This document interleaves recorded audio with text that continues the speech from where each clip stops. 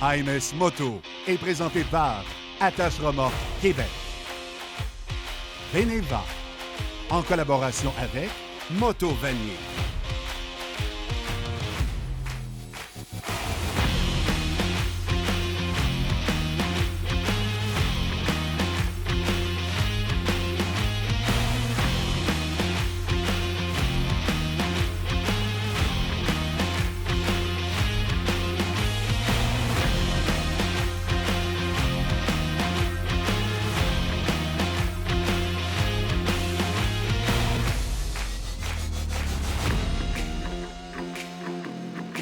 Ah, si vous voulez vraiment voir notre ami Michel Boily, notre pilote, sourire de toutes ses dents, vous l'assoyez sur une Ducati.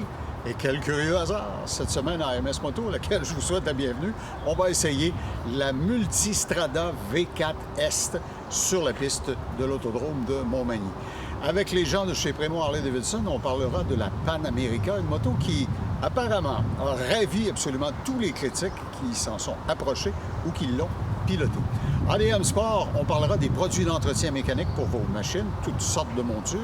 On aura une discussion philosophique avec Steve Gauvreau de l'École de moto Centre-Ville. Avec Beneva, on pourra évaluer comment, justement, l'évaluation des risques qu'un assureur fait influence votre prime. Tout un festin, quand je vous dis qu'on ne s'ennuie pas chaque semaine.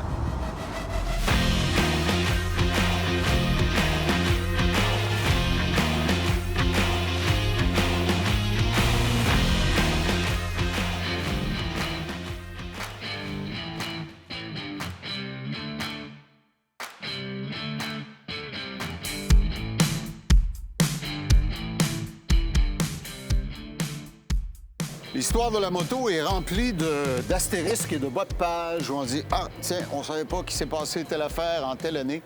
Je suis avec notre pilote, Michel Boily, bien sûr, mais Anne-Sophie Prémont, dans le kiosque Prémont Harley-Davidson, une marque légendaire. Anne-Sophie, quand les ingénieurs d'Harley ont dit « On va développer une moto sport touring totalement à l'extérieur du moule habituel », ils l'ont appelé la Pan America, Michel, c'est bien ça. Beaucoup de gens ont dit « marchera pas. Ils vont se casser la gueule. C'est pas une Harley. Ils n'ont pas l'affaire là. Qui va acheter ça? Ils sont en dehors de leur zone de confort. Or, la presse internationale ne tarit pas d'éloges sur la Pan America. Peux-tu nous expliquer pourquoi? Effectivement, c'est une moto qui a vraiment été bien reçue des clients, du personnel. On l'a probablement tous essayé là, au magasin et on l'a tout adopté. Les ingénieurs, effectivement, ils ont mis les bouchées doubles pour ce produit-là. Ils ont travaillé fort. Je crois qu'ils ont été voir ce qui se faisait ailleurs, puis ils se sont assurés là, de répondre, de cocher toutes les cases. Toutes les cases pour rendre le produit un produit à la hauteur de la marque, mais dans un volet complètement différent. C'est ça, parce qu'ils sont arrivés avec une moto où il n'y avait rien à ajouter. On a les suspensions électroniques, on a tous les antipatinages, tous les contrôles électroniques que toutes les autres marques offraient dans la Touring Aventure comme ça. Un bon débattement de suspension, une bonne mécanique. Donc, la moto, même au départ, je ne sais pas si elle a évolué depuis 3 ans, mais même au départ, elle était au même niveau que toutes les motos haut de gamme. Tu veux dire, quand il n'y avait rien ajouté, tu veux dire que on ne pouvait pas imaginer qu'ils arriveraient avec une amélioration qui ferait dire au monde. C'est ça, wow. Il manquait rien. Là. Comparé, Okay. Si on se compare aux autres Touring Aventure du gros marché, on est dans la moto haut de gamme. Ça veut dire que les collègues de Anne-Sophie à l'usine Harley, ils ont copié la recette du colonel Sanders. Ils ont mis les 11 ingrédients, mais tout dans les bonnes proportions. Tout ce qu'il faut dans les bonnes proportions. Pour que ça soit parfait. Puis, On fait leur devoir. C'est ça. Je connais des gens qui en ont depuis déjà quelques années qui sont extrêmement satisfaits. C'est une moto Touring Aventure. Moi, c'est mon style de moto. Claude, tu le sais. C'est une moto où on peut presque tout faire avec. Partir à l'aventure, faire des petites balades, aller travailler, faire un petit peu de hors-route. Tu sais, c'est une moto qui est polyvalente extrêmement. On peut partir en voyage, puis je tourne ici, je tourne là. Ça le fait bien, avec peu de compromis. Je connais des gens, Anne-Sophie, qui passent leur vie sur les motos à cause de leur travail et qui m'ont dit que la première chose qui les a frappés quand ils ont chevauché une Pan America, c'était ce qu'ils appellent la position de conduite parfaite. Oui, elle est vraiment malléable. Moi, la première fois que j'ai vu ça, j'étais comme « Oh, OK, c'est gros, tu sais, c'est pas ce à quoi on est habitué. » Mais je l'ai essayé, puis après ça, j'étais vraiment emballée. C'est super malléable, ça se conduit bien, c'est léger. Puis là, ça fait déjà quelques années qu'elle est entrée sur le marché, puis on voit que les gens en échangent pour des plus récentes. Là. Donc, clairement, ils aiment le produit. Parce que toi, tu as grandi dans les motos, on va dire les Harley plus classiques, le style, la position de conduite qui est similaire d'un modèle à l'autre. Là, tu tombais sur quelque chose de tout à fait nouveau. Totalement, Puis, effectivement, c'est peu importe ce que les gens vont reprocher à la position avec les pieds par en avant, les pieds par en arrière ou sur les motos sport, c'est comme ça. Cruiser, tout ça. Peu importe ce que les gens reprochent, quand on tombe sur une moto comme ça, on s'assoit dessus puis on est dans une position où on pourrait faire des journées de 7 Anne-Sophie, je t'annonce que vous avez un problème, là, par exemple. Ah ouais? Ouais, là, vous avez un gros problème parce que là, tout le monde va dire OK, ils voulaient nous impressionner, ils sont sortis de leur zone de confort, ça marche, c'est un succès, tout le monde applaudit. Qu'est-ce qui va suivre après? Qu'est-ce qui va arriver? Là? Vos ingénieurs doivent monter la barre encore. Oui, ils le font dans leurs produits traditionnels. Est-ce que tu sais ce qu'il y a dans le pipeline? Oui, bien cette année, en 2025, ils ont sorti un Panamérica plus bas. Donc, pour répondre à une autre demande, là, notamment les femmes qui ont moins long sur pattes, les hommes un petit peu plus petits aussi. Donc, c'est quelque chose qui revenait là, dans les dernières années, qui était très, très haut. La version ST, hein? C'est ça, CVO ST? Oui. C'est des modèles qui sont bien populaires. Puis leur défaut dans toutes les brands, la moto Touring Aventure, c'est la hauteur. C'est ce qui limite certaines personnes d'accéder à ce type de moto-là parce qu'il y en a beaucoup qui voudraient l'avoir. Mais là, cette année, on s'est occupé de ça. Est-ce que tu sais si ça va être la même cylindrique? Je ne le sais pas encore, oui. C'est des choses qui sont à venir. De toute façon, tu peux dire « on » parce que tu fais partie de la famille Harley-Davidson depuis ta naissance, pratiquement. Oui, c'est vrai.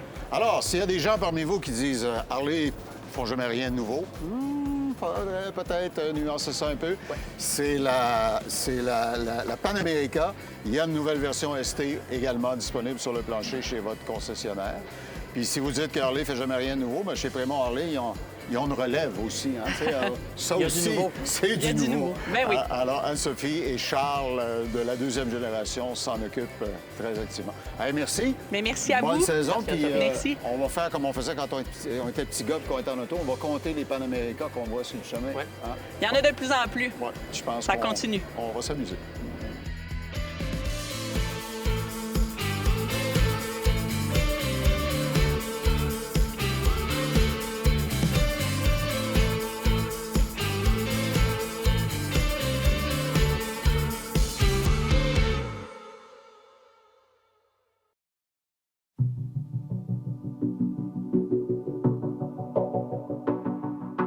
Quand on y pense, notre vie est faite de risques, les risques qu'on accepte de courir. Quand Pierre Duchesne et moi, on s'est donné rendez-vous chez Moto Vanier, qu'on remercie pour leur hospitalité, on savait qu'on ne s'ennuierait pas. Il y a tellement de belles montures ici, le risque était très faible.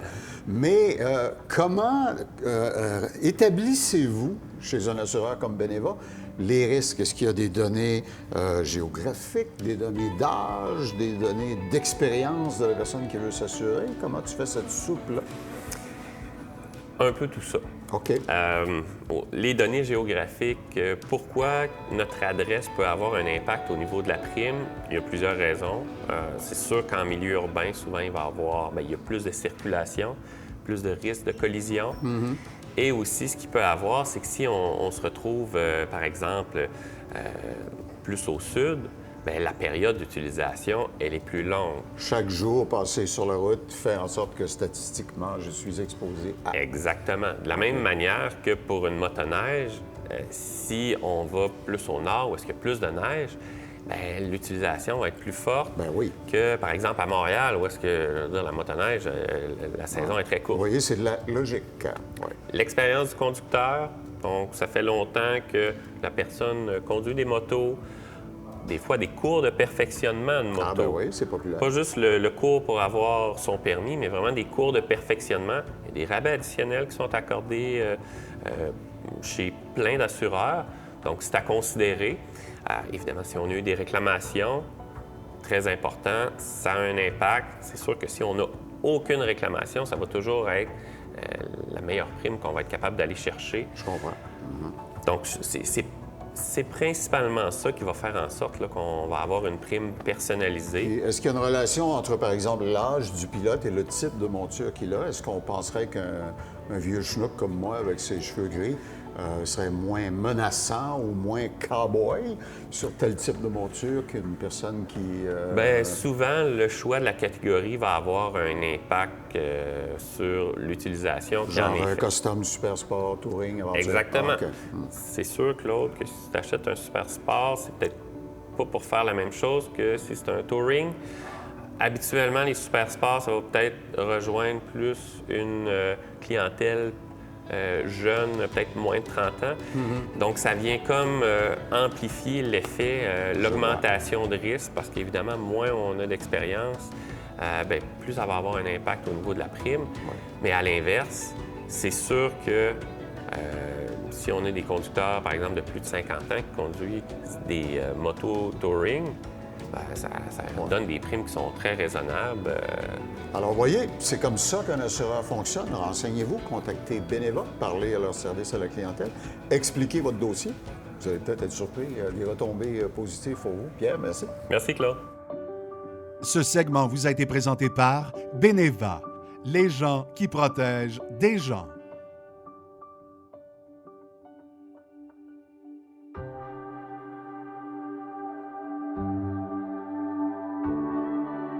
Vous avez sûrement remarqué, dans tous les médias, il y a des débats sur les vertus ou les problèmes liés à l'immigration. On n'en manquera pas dans la politique. Mais je suis avec Steve Gauvreau de l'École de moto Centre-Ville. Steve, quand des gens arrivent sur notre territoire et qui ne sont pas, disons, rompus à nos façons, à nos codes, à nos manières de conduire, ça peut parfois créer des circonstances où, à une intersection, par exemple, des gens vont se comporter d'une façon surprenante. Oui, c'est quand même un sujet délicat. Ah, On va tu vas allumer les mettre warnings les justement pour en clignotements. parler, parce qu'on ne veut pas vraiment léser personne. Mais quand même, quand on vient d'un autre pays avec une autre façon de conduire, Oui. bien, rendu ici, il y a comme une période d'adaptation. Puis je me donne en exemple, si moi je vais conduire en Angleterre où le monde conduise vraiment du mauvais côté, avec le volant vraiment du mauvais bord, bien, il faut s'adapter à tout ça. Là. Je peux pas arriver puis conduire en Angleterre puis me dire « passe-moi la voiture, je vais le faire Il faut s'adapter. Alors, ce que j'ai remarqué, c'est qu'il y a des gens qui viennent avec un permis international, conduisent dans le chemin puis connaissent pas les règles de conduite au Québec. Donc, je veux donner un avertissement à ceux qui conduisent une moto, au lieu d'accuser les autres de mal interagir avec eux, prenez conscience que, exemple, vous roulez dans le chemin dans une zone de 50 où quelqu'un a un stop à faire. Pour des personnes qui viennent de d'autres pays, prendre un contact visuel veut dire « c'est beau, tu m'as vu, je peux y aller ». Alors que chez nous, ça veut dire « t'as un stop, tu m'as vu, moi j'en ai pas, je dois passer ». Quand tu es rendu que tu es obligé d'expliquer sur le bord du chemin à quelqu'un « écoutez, il y a un stop ici, mais moi j'en ai pas », et tu vois le néant dans ses yeux, ça veut dire vraiment que dans leur pays, ça se passe pas comme ça. Je parlais avec quelqu'un qui venait justement de l'Europe, puis qui me contait que dans des intersections principales, c'est le premier qui arrive qui va J'ai vu des intersections dans certains pays bien connus d'Europe où il n'y a pas d'affiche stop. Non. Pour aucun conducteur qui arrive là. Fait que ces gens, on va... envoyer donc. C'est à l'improviste. Le premier qui arrive va finir par passer. Alors que nous, ici, bien, on s'est établi un code que nous autres, on comprend, mais que certains gens ne comprennent pas. Et comme tu le sais mieux que personne parce que tu enseignes la moto, les gens qui conduisent une moto, s'il y a une méprise et un incident où on froisse de la tôle, c'est ceux qui sont sur la moto qui, malheureusement, souvent payent le prix fort pour ça. Je parlais avec quelqu'un qui a quand même beaucoup d'expérience en moto. Pour pas la nommer, il s'appelle Balu, 72 ans. Je dis, comment tu trouves ce qui se passe avec la circulation maintenant, à ce qu'il y a beaucoup plus de monde? Puis cette année, c'est vraiment impressionnant. On dirait qu'il y a des travaux de construction stratégiques un peu partout qui nous empêchent de passer, qui fait monter le stress. On regarde partout. C'est ce qu'il faut faire en moto. 90 % de la conduite d'une moto passe par les yeux. Donc, on pourrait accuser tout le monde de nous foncer dedans, mais si on les a pas vus venir, on a un sérieux problème. Exact. Alors, c'est ce qu'on enseigne à l'École de moto Centre-Ville, la philosophie de la conduite, comment bien se protéger, conduire défensivement, comment garder son équilibre. Oui, tu peux enlever maintenant qu'on J'espère qu'on l'a dit. On a traversé la zone de turbulence, politiquement correct. Alors, trouvez-nous en ligne sur les médias sociaux, École de moto Centre-Ville, et venez rencontrer Steve Gauvreau et ses experts. Toute une flotte vous attend pour faire vos premiers tours de roue en moto. Merci, Steve. Cette capsule vous a été présentée par l'École Moto Centre-Ville.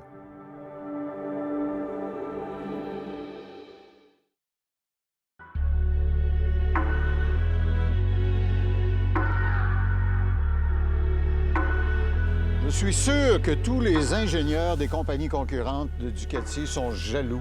Parce que quand ils voient la V4 Multistrada, Michel, se décliner en autant de variations que Ducati en a dans le catalogue, On ils veut doivent se dire que si tu veux qu'on fasse comme plaire ça. à tout le monde. C'est quand même le modèle le plus performant de la Multistrada, le V4 qui a 170 chevaux. Il se fait en V4, en V4S. On a la V4 Rally qui est une version plus hors route. On a la V4 Pikes Peak qui est une édition spéciale qui est orientée plus route, comme tu la connais- mienne. que tu connais Puis on bien. a la V4 RS qui a le moteur du Street Fighter qui, elle, a 180 chevaux. Donc, on a quand même beaucoup de choix pour plaire à beaucoup de gens. Ça reste une moto qui est quand même de performance. Touring aventure parce qu'on a une position confort droite.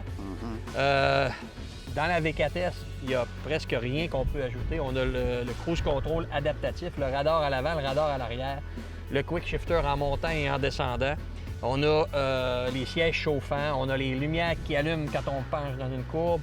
On a aussi ce qui est nouveau cette année sur ce modèle-là, sur la Multistrada V4, c'est la suspension Skyhook de 3e génération qu'on avait l'année passée. Mais là, ce qu'il y a de nouveau, c'est que quand on roule moins de 30 km/h, toutes les préloads s'abaissent. La moto s'abaisse de presque 3/4 de pouce, 1 pouce. Parce que c'est que tu pourrais Manœuvrer. rapidement t'arrêter. Ou, Avoir à manœuvrer en ville. ouais, Donc, ouais. avant, ça existait pendant 1 an ou 2 comme option, ce qu'il fallait l'activer manuellement.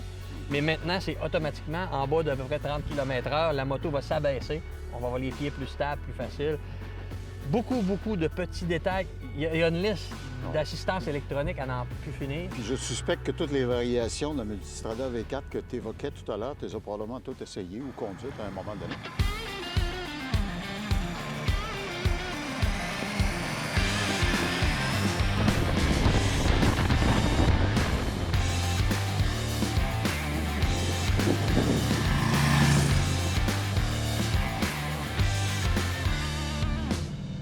Est-ce que tu perçois des variations véritablement... Il y a des différences. il y en Parce a. que quand on a la V4S comme ça, exemple, dans les 4 modes de conduite, on a urbain, qui va être le mode qu'on va utiliser pour la pluie aussi, parce que toutes les assistances sont au maximum. On a un mode touring où on a toute la puissance de la machine, mais orienté confort pour faire de la grande route. On a le mode sport, où on va avoir des mappings puis des configurations sportives. Mais on a le mode enduro, où la suspension va monter, le moteur va être moins fort, on va pouvoir faire du semi-route avec. OK. Alors, c'est pas juste du marketing, comme Non. on dit au Saguenay-Lac-Saint-Jean, c'est véritablement Puis, dans le tuning précis Qu'on de la a machine. sur la Pikes Peak et sur la RS, qui sont des versions uniquement route ou sportive, bien, on a enlevé le mode enduro, on a mis un mode race, où on a d'autres configurations encore plus performantes. Sur la V4, on a des freins de 330 mm, ce qui est... écoute, il y a beaucoup même de motos hyper sportives qui n'ont même pas ça, ils ont du 320. Il y a un de nos collègues tantôt qui s'extasiait des Brembo qu'il y a sur C'est ça. cette machine. Donc, on a tout ce qui est le plus haut de gamme et de dernier cri. C'est des Brembo, mais c'est des Stylema. C'est vraiment presque les derniers qui sont disponibles sur le marché. On a... Sortez jamais sans un Brembo Stylema. C'est ça.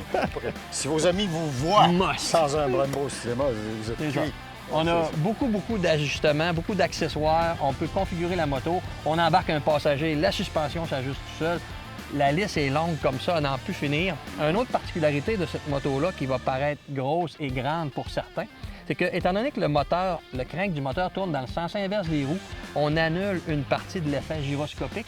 Et les changements de trajectoire sur une moto comme ça, c'est plus facile que sur un petit naked qui serait 100 livres de moins. Un gabarit beaucoup plus petit. C'est ça. Les changements de trajectoire sont hyper faciles. Et plus on va vite, plus c'est facile parce qu'on annule l'effet gyroscopique.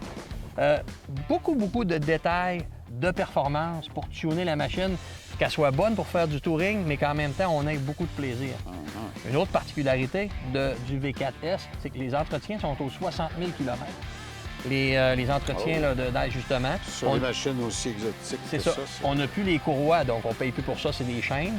Les changements d'huile sont recommandés aux 15 000 km. Donc, tout ce que les gens se plaignaient que l'entretien d'une Ducati coûtait cher, bien, Ducati, ils ont fait leur devoir puis ils ont tout ramené ça à même mieux que la concurrence la plupart du temps. Ça en fait une machine qui est très complète. C'est une machine qu'on peut garder longtemps. C'est une machine pour faire 200 000 km puis qu'il n'y en aura pas de problème. Multistrada V4S. Sais-tu, je t'écoute, là. Quand tu vas prendre ta retraite, là, si tu devenais testeur... Je suis presque vendu. Ou développement chez Ducati. Tu sais, il n'y aurait pas besoin d'être cassé un bras. Non, probablement que je serais volontaire. Ouais. Puis mes amis qui me connaissent, moi, je roule avec une V4 Pikes Peak que j'adore. J'en suis à ma cinquième Multistrada, d'ailleurs. Et ça me satisfait dans tout ce que j'aime et de tout ce que je peux vouloir de cette machine-là. Alors, qu'est-ce que tu veux que je rajoute?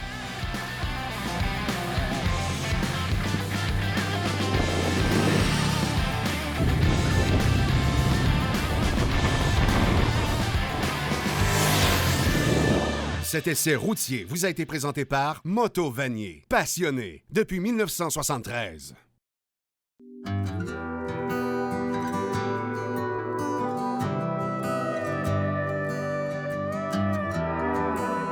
Ah, la guerre des chiffres, les huiles, les 10W40XYZ. C'est compliqué quand on ne connaît pas ça, mais Jason Webb, chez ADM Sport, dont on vous parle du magasin de Saint-Hyacinthe, est un expert en ces matières. Jason, vous gardez une vaste gamme de produits lubrifiants parce qu'il y a toutes sortes de situations. Puis je me gênerai pas de dire que beaucoup dans l'huile, des fois, ça vient à la loyauté du client. Donc, le client qui préfère mettre une Motorex dans son KTM, on est capable de lui offrir le produit Motorex. Pourquoi? Parce que c'est une gamme de renommée qui travaille ensemble. Mais justement, au niveau loyauté, les huiles sont toutes extrêmement performantes. Il y a toute une équipe de chimistes derrière les huiles qu'on a pour ADM Sport. Ils ont des normes à respecter, minimales, bien sûr. Et comme ils passent le test, ça veut dire qu'ils vont rencontrer la qualité dont on a besoin, certainement. Absolument. Vous gardez plusieurs marques, j'en vois plusieurs, comme Hypertech ici, qu'on connaît bien. Je vois du Motul, l'Equimoly. Alors, donc, vous avez vraiment saturé toutes les possibilités. Et je vois ici, caché derrière, une huile pour les petits moteurs, genre mobilette. Oui, exactement. Une huile extrêmement populaire avec les utilisateurs de mobilette. La Amsoil, c'est quelque chose qui est extrêmement populaire pour les moteurs 2 temps. C'est une huile 2 temps, celle-ci. Mais les utilisateurs de mobilette, ils en boivent. Ils en mettent dans leur café le matin. Tu m'expliquais que c'est de 0 à 100 dans le temps de le dire. Exactement. Alors, ça prend une huile qui est capable de prendre ça. Exactement. Mais Claude, c'est pas tout quand ça vient à l'entretien et à les pièces d'usure. Je t'amène quelque chose d'autre. Mais je crois voir des engrenages. Roues d'engrenage et chaîne. Oui. C'est des produits qui vont ensemble, c'est des pièces d'usure, puis c'est des pièces d'entretien. Notre moto est peut-être rendue à 20 000 kg, mais elle est encore utilisable. Oui. Il y a certaines pièces qui vont user avec ce millage-là, dépendant de l'usure exactement qu'on en fait en tant que chauffeur. Alors, je peux les remplacer de façon individuelle, c'est parfait. Je vois que vous avez une bonne variété. Et tu voulais nous parler aussi des chaînes d'entraînement, parce que tu semblais accorder beaucoup d'importance aux distinctions entre les modèles. Je vais te corriger sur une petite information que tu viens de dire. On peut les changer individuellement, mais on ne recommande pas de le faire. On recommande de changer la chaîne et toutes les roues d'engrenage au même moment. Ah, d'accord. Pourquoi? Parce qu'une roue d'engrenage usée va vieillir notre chaîne à une vitesse incroyable. On veut vraiment essayer de changer tout ça en même temps. Comme on dit, ne changez pas vos disques sans changer vos plaquettes et vice-versa. Exactement, quelque chose comme ça. Donc, logique. forte recommandation qu'on fasse tous ensemble.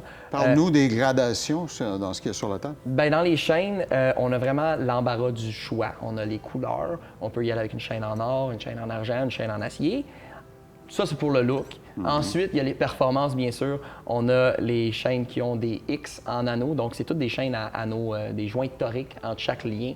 Justement, c'est ça qui fait que la transmission de puissance est linéaire et confortable sur une moto. Puis, il y a tout un débat philosophique. Est-ce que je dois mettre plusieurs chaînes pas chères dans ma saison ou une super chaîne qui va peut-être me durer plus longtemps? Le jury est encore en train de se chicaner là-dessus. Les clients vont se chicaner entre eux. Quoi d'autre? Ça s'en vient. Ah, c'est le temps de prendre une grande respiration, des filtres à air. Une bouffée d'air fraîche. Il n'y a rien qui filtre mieux qu'un filtre à air bouché. Mais il n'y a rien qui performe moins aussi sur un moteur. Tu as parfaitement raison. Ça, c'est le petit modèle pour les mobilettes. Oui, on a parlé de nos amis de mobilette avec leur huile 2 temps, justement, la Amsoil. Maintenant, on a le filtre à air qui peut être jumelé à un moteur de cette envergure-là. Variété plus hors route, motocross. Moto hors route, motocross, oui, exactement. OK. Ici aussi, également, en forme, en mousse, pardon, c'est des filtres huilables. Donc, c'est au propriétaire, justement, de faire la maintenance sur ces filtres. Souvent, ils en ont plusieurs, les propriétaires. Et ça, quand K&N est arrivé sur le marché il y a quelques années, ça a été une véritable révolution parce qu'ils ont dit on va garantir nos filtres pour la vie.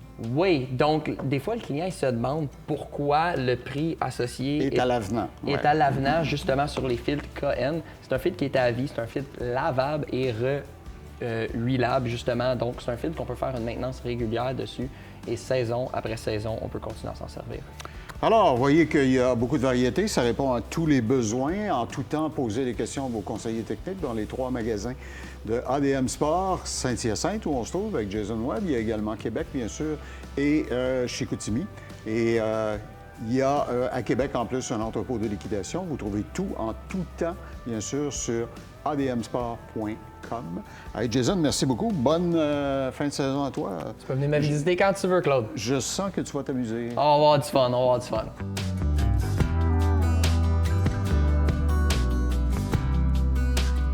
Ce segment vous a été présenté par La semaine prochaine, il faut déjà en parler à MS Moto. On vous présentera une des motos les plus populaires au Québec. Vous allez comprendre pourquoi, la Yamaha MT-10. Et vous ferez la connaissance de Silvio, un passionné de moto qui remonte une vieille moto qui est dans la famille, une vieille Harley depuis des années. Passez une bonne semaine. Revoyez tous nos essais en tout temps sur télé-mag.tv.